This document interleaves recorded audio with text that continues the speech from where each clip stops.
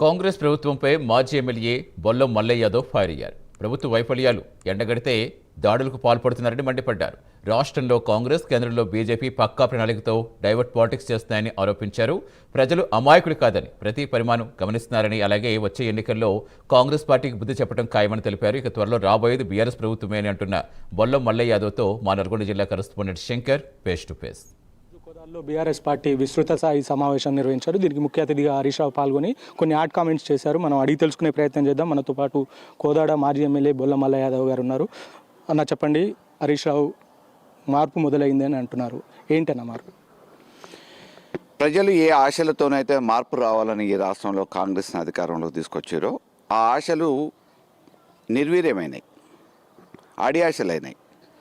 కాబట్టి మళ్ళీ కేసీఆరే రావాలా, మళ్ళీ బీఆర్ఎస్ఏ రావాలి, కాంగ్రెస్ పోవాలి, కేసీఆర్ రావాలనే ఒక నినాదం మొదలైంది. దాంతో రాష్ట్రంలో ప్రజలలో చర్చ ఉంది. ఎప్పుడు ఎన్నికలు పెట్టినా ఎగిరేది గులాబీ జెండా, అయ్యేది సీఎం కేసీఆర్. ఈరోజు అదే మార్పు. ఈరోజు పాడి కౌశిక్ రెడ్డి మీద జరిగిన దాడిని ఎలా చూస్తారు? అంటే ఎదుర్కోవటానికి చేతగాక, సిద్ధాంతపరంగా మాట్లాడలేక, ఏదైనా విమర్శకు ప్రతి విమర్శ ఉంటుంది. మీరు రెచ్చగొట్టి మామూలుగా మాట్లాడిన దానికి ప్రతి సమాధానంగా మాట్లాడితే భౌతిక దాడులు చేస్తామంటే, ఇన్ని రోజుల నుంచి బండి సంజయ్ మాట్లాడిన దానికి మేము కూడా అదే పని చేస్తే ఇవాళ బ్యాండేజ్లు వేసుకొని బెడ్లో పడుకోవాలి. బండి సంజయ్ మైనంపల్లి హనుమంతరావు ఒకసారి మామూలుగా ఏడునోరా గుండు అని చెప్పేసి బెదిరిస్తే పత్తకు లేకుండా పోయిండు. అదొకసారి గుర్తు చేసుకోవాలి.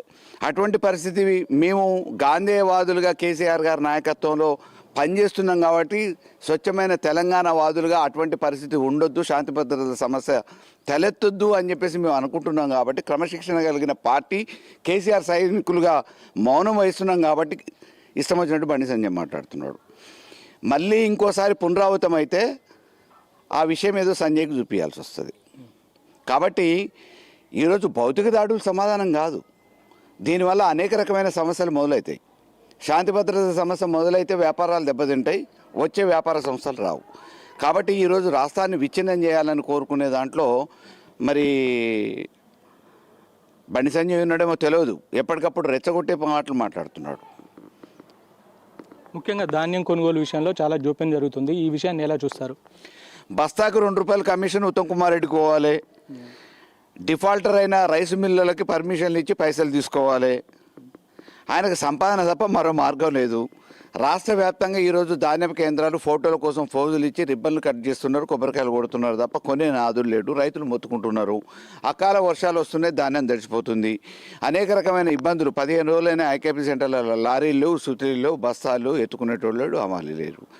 అక్కడ పోతే తూకం తాలు పేరు మీద రైస్ మిల్లర్లు దోసుకుంటున్నారు. వీళ్ళందరికీ యథేచ్ఛగా ₹2 ప్రతి బస్తాకి పంట పండించిన రైతు ఏమైనా కానీ నా జేబులు మాత్రం నిండాలని చెప్పేసి ఇలా ఆ శాఖ మంత్రి ఉత్తమ్ కుమార్ రెడ్డి ₹2 కమిషన్తో ఒక వ్యాపారం చేస్తున్నాడు. కానీ ఉత్తమ్ కుమార్ రెడ్డి ఈరోజు ఎవరికి కూడా ఎలాంటి కమిషన్ లేదు, తూకం పేరుతో తాలు పేరుతో ఒక కేజీ కూడా కట్ చేయరు, అలా ఎవరైనా చేస్తే వాళ్ళ మీద కఠిన చర్యలు తీసుకుంటామని ఈరోజు కామెంట్ చేశారు. ఏమంటారు మీరు?